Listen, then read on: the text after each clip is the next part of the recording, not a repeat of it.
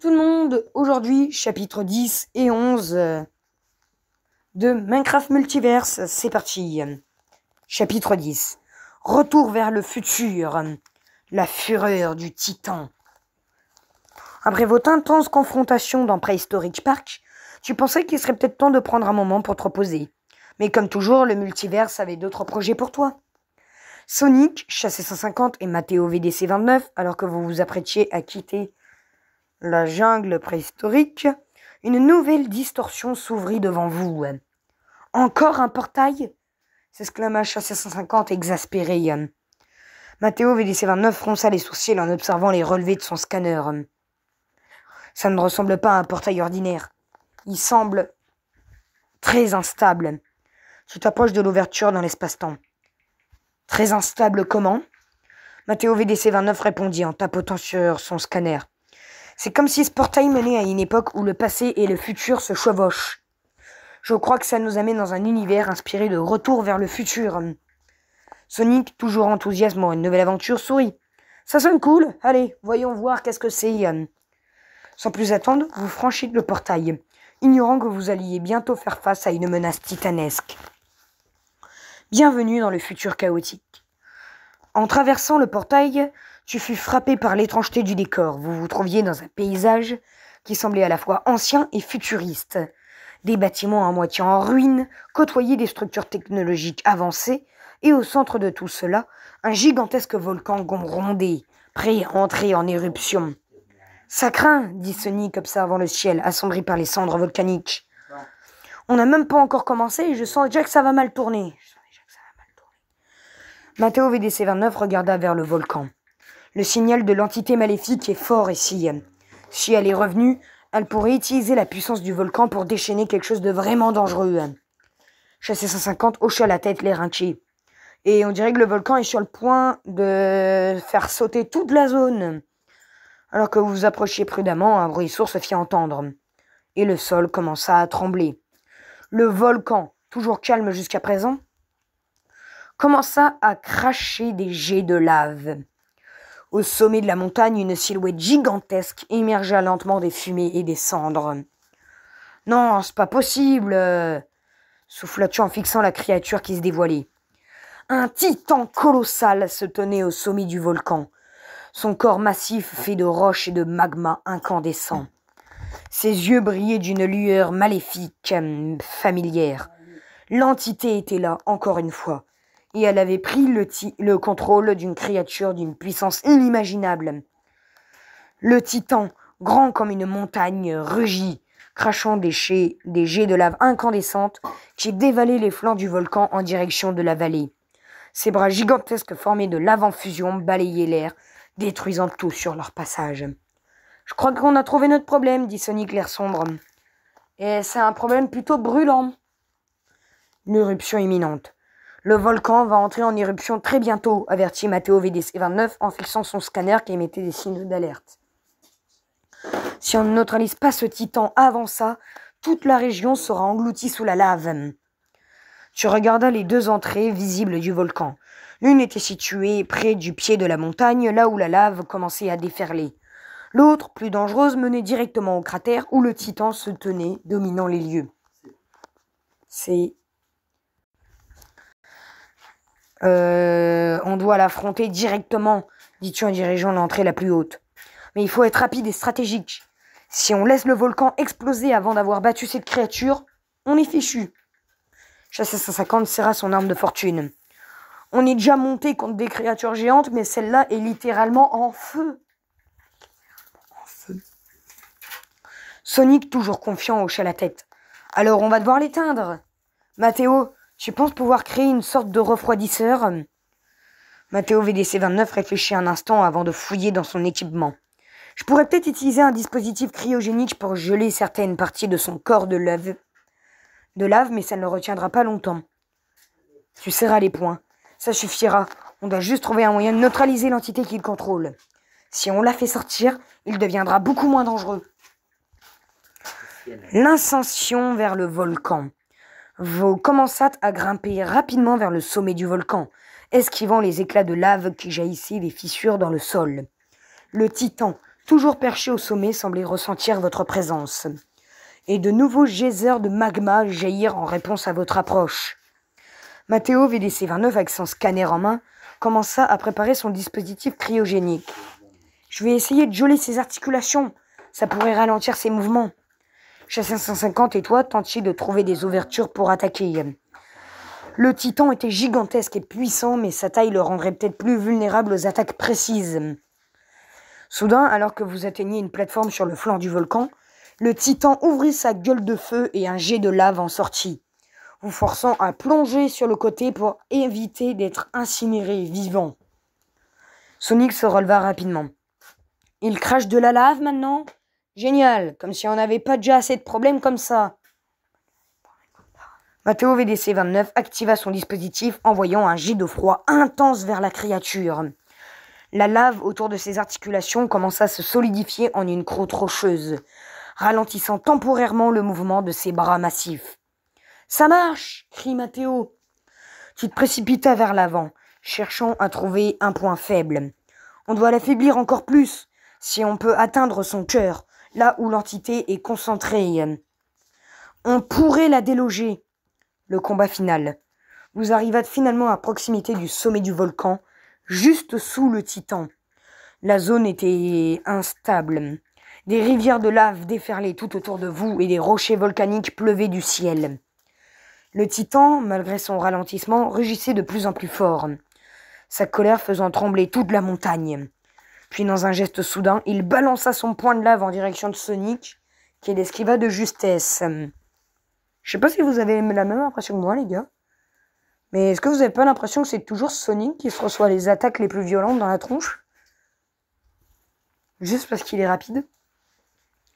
Matteo VDC-29 envoya une nouvelle décharge de froid vers la créature. Mais celle-ci, furieuse, se secoua violemment, brisant la couche glacée qui s'était formée sur elle. La lave commença à couler encore plus vite de son corps. « Il se renforce !» cria Chassé 150, désespéré. « Il faut l'attaquer au cœur, c'est notre seule chance, répondis-tu. » Sonic, toujours rapide, utilisa sa vitesse pour escalader le corps du titan, esquivant de justesse les torrents de lave qui coulaient de ses épaules. Et il atteignit la poitrine du monstre où un noyau de lave brillant était visible, pulsant avec l'énergie maléfique de l'entité. « Maintenant, Sonic !» cries-tu. Sonic lança une attaque rapide et concentrée sur le noyau.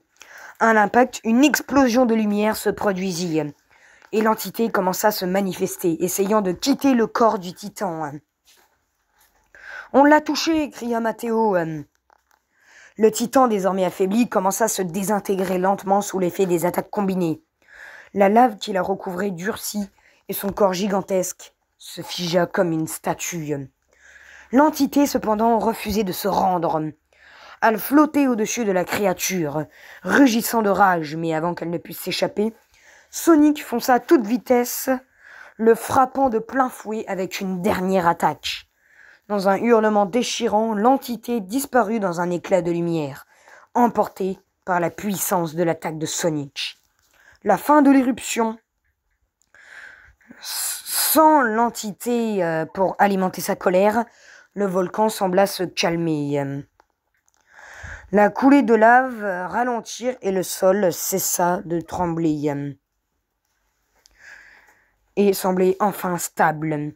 Le titan de lave, autrefois terrifiant, n'était plus qu'une statue figée et inoffensive. Le ciel cependant était toujours sombre, couvert de nuages noirs, chargés de cendres. Vous vous releviez les uns après les autres, étreintés mais soulagés d'avoir, une fois de plus, surmonté l'impensable. Matteo VDC-29 observa la carcasse rocheuse du titan, toujours fasciné par la manière dont l'entité avait pu s'emparer d'une créature aussi grande et massive. Je ne pensais pas qu'on pourrait réussir. Ce truc était littéralement fait de feu et de lave. Chassé 150 essuyait la sueur de son front tout en observant autour de lui. On a eu chaud, c'est le cas de le dire. Mais si cette entité revient encore une fois, elle trouvera une autre créature à posséder. On ne pourra pas continuer à l'arrêter à chaque fois. Tu hochas la tête, réfléchissant. Elle devient de plus en plus forte à chaque fois qu'elle revient. On doit trouver un moyen de l'empêcher de ressurgir d'un autre hôte. Sinon, ce cycle ne finira jamais.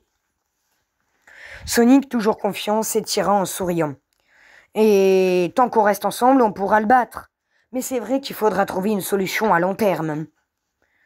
Matteo VDC-29 commença à analyser le paysage, cherchant des anomalies résiduelles qui pourraient expliquer pourquoi l'entité continuait à revenir. Ce monde est instable. Si elle cherche à utiliser des failles dans le multiverse, c'est peut-être ici qu'on doit commencer à chercher. Ces failles, ces distorsions, elles lui donnent du pouvoir. Soudain, le grondement du volcan s'intensifia, brièvement rappelant à chacun que le danger n'était pas totalement écarté. Bon, et si on quittait cet endroit avant qu'il ne change d'avis et ne décide de tous nous engloutir? Plaisantage chassé 150. Vous redescendiez prudemment le flanc du volcan, évitant les derniers éclats de lave qui s'échappaient des crevasses. Le chemin menant à la base était semé de rochers, et la chaleur environnante rendait chaque pas plus éprouvant. Une fois arrivé à une distance relativement sûre, tu te tournas vers le reste du groupe. Matteo, tu disais que ce monde était instable. Mais qu'est-ce que ça veut dire exactement? Matteo VDC-29 montra son scanner. L'univers Retour vers le futur est basé sur le temps, les lignes temporelles qui se croisent et se distordent. C'est comme si plusieurs versions de cet univers se superposaient ici. Ces distorsions temporelles créent des failles qui permettent à l'entité de se faufiler à travers les dimensions. C'est tout ce qui lui donne de la force. Sonic fronça les sourcils, essayant de comprendre. Donc, si on peut refermer ces failles, elle n'aura plus aucun endroit où se cacher. Matteo acquiesça. Exactement. Mais trouver les failles pourrait être compliqué. Et on n'a aucune garantie qu'elle n'a pas déjà infecté d'autres mondes en même temps. Tu te mets à réfléchir. La situation devenait de plus en plus complexe. Si cette entité parvenait à traverser les failles temporelles, elle pourrait plonger des univers entiers dans le chaos. Vous aviez réussi à la repousser jusqu'à là, mais pour combien de temps encore? Soudain, un bruit métallique se fit entendre. Un véhicule familier sorti tout droit des films Retour vers le futur glissa devant vous. Chassé 150 surpris s'exclama. « Attendez, c'est la DeLorean ?» En effet, la fameuse voiture a voyagé dans le temps, recouverte de poussière volcanique, se trouvait juste devant vous. Ses portes s'ouvrirent et à l'intérieur, une voix familière résonna. « Ah, vous êtes là !» s'exclama Doc Brown, l'ingénieur excentrique. « Il semble que vous ayez eu des ennuis avec un titan de lave possédé. Je crois que j'ai quelque chose qui pourrait vous aider. » Le plan de Doc Brown. Doc Brown descendit précipitamment de la voiture, ses cheveux en bataille comme toujours. Il ajusta ses lunettes, jetant un coup d'œil à la montagne fumante et à la carcasse du titan. Je suis arrivé un peu tard, mais j'ai suivi les fluctuations temporelles depuis un bon moment. Ce titan, c'était une anomalie gigantesque. L'entité qui le contrôlait utilise la nature instable de cet univers pour augmenter sa puissance. Matteo hocha la tête. C'est ce qu'on pense aussi, elle se nourrit des failles temporelles. Doc acquiesça, son regard devenant sérieux. Eh bien, j'ai un plan pour l'empêcher de revenir. Si on peut utiliser la DeLorean pour remonter au point de divergence temporelle dans cet univers, on pourra refermer les failles une à une. Cela affaiblira l'entité et l'empêchera de revenir ici. Mais il nous faudra voyager dans le passé et dans le futur de ce monde. Sonic sourit toujours, portant pour une nouvelle aventure. Voyager dans le temps, ça sonne bien. Tu hochas la tête pensif. Ça semble risqué, mais c'est peut-être notre seule chance de régler ce problème définitivement. Doc Brown se dirigea vers la DeLorean, ouvrant les commandes. Bien sûr, ce ne sera pas facile. Chaque ligne temporelle que nous visitons pourrait avoir ses propres dangers. Et si nous faisons la moindre erreur, nous risquons de créer d'autres failles encore plus dangereuses. Pas de pression, donc, plaisanta Chassé 150, bien conscient des enjeux. Matteo ajusta son équipement et se tourna vers toi. Allez, prêt à sauver encore un univers? Tu jetas un dernier regard au titan figé au sommet du volcan. Vous aviez gagné cette bataille, mais la guerre contre l'entité était loin d'être terminée. Allons-y, dit-il d'un ton déterminé. Tous montèrent dans la DeLorean et avec un grondement mécanique, la célèbre machine temporelle s'élança vers l'horizon, prête à vous amener dans une nouvelle aventure à travers le temps. Les voyages dans le passé et le futur de cet univers ne faisaient que commencer, et l'entité n'était pas encore vaincue. Mais ensemble, tu savais que vous aviez la force de la stopper une fois pour toutes. Chapitre 11. L'équilibre des titans.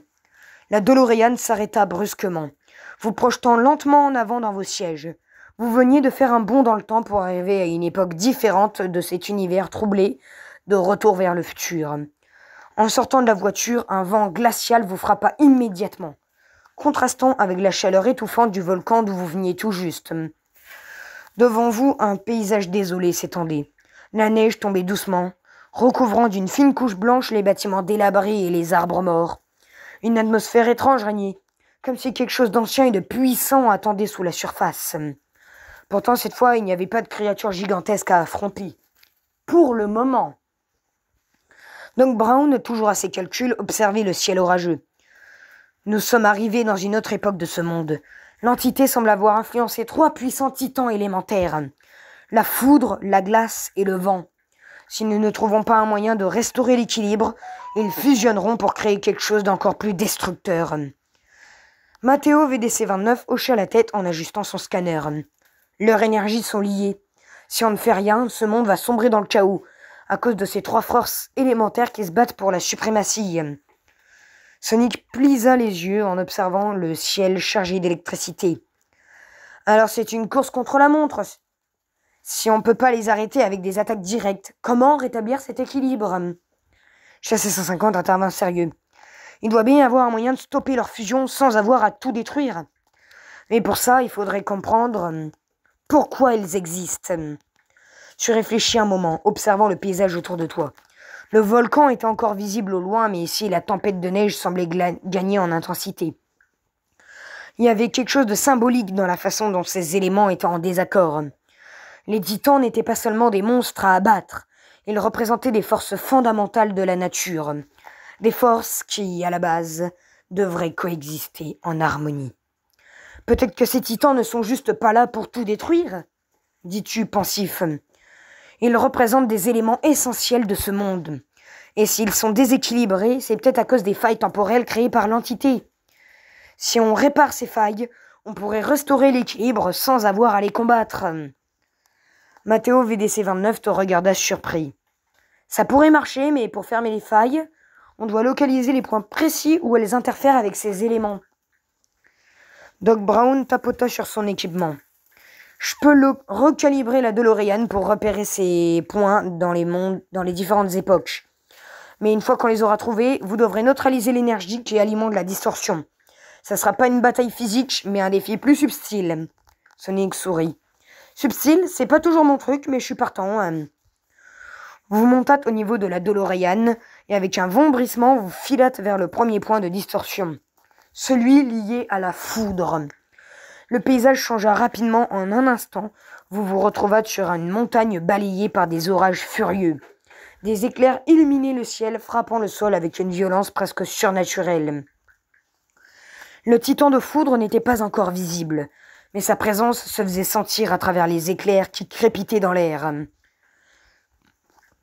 Matteo VDC-29 ajusta son scanner. Le premier point de distorsion est ici, en plein cœur de la tempête. Vous avançâtes prudemment dans l'orage, les éclairs frôlant dangereusement vos têtes.